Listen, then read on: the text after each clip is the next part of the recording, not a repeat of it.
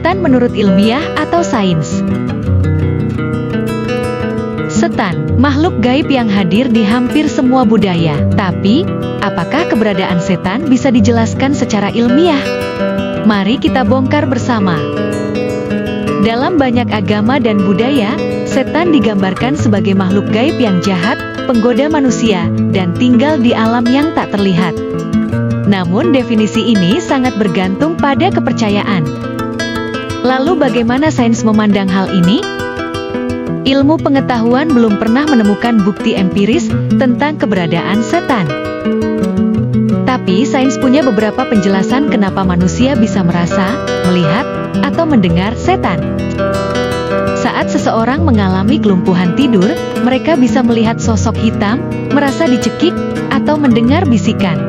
Ini bisa dijelaskan secara neurologis, otak separuh bangun, tapi tubuh masih lumpuh. Beberapa penderita skizofrenia atau gangguan psikotik melaporkan mendengar suara atau merasa dikuntit makhluk tak kasat mata. Ini merupakan gangguan persepsi otak, bukan interaksi dengan makhluk gaib. Paparan gelombang elektromagnetik tertentu dapat memicu perasaan diawasi, cemas, bahkan halusinasi ringan. Ini sering terjadi di tempat-tempat tua atau penuh kabel yang kebetulan sering disebut angker. Budaya juga berperan besar. Cerita tentang setan diwariskan turun-temurun, membentuk pola pikir kolektif.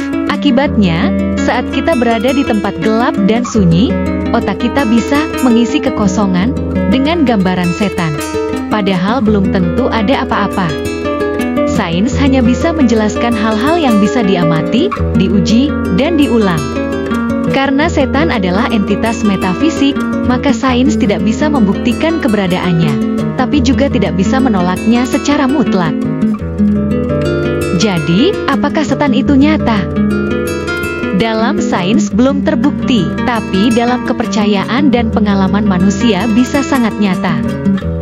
Disinilah ilmu pengetahuan dan kepercayaan berjalan di jalurnya masing-masing. Kita bisa tetap terbuka dengan keajaiban, sambil terus berpikir kritis. Karena terkadang, yang tak terlihat bukan berarti tak ada. Tapi juga, bisa jadi hanya ilusi dari pikiran kita sendiri. Kalau kamu pernah mengalami hal-hal aneh, coba pikirkan, apakah itu gangguan makhluk gaib, atau hanya trik dari otak kita sendiri? Silakan tulis pengalamanmu di komentar. Sampai jumpa di bahasan selanjutnya.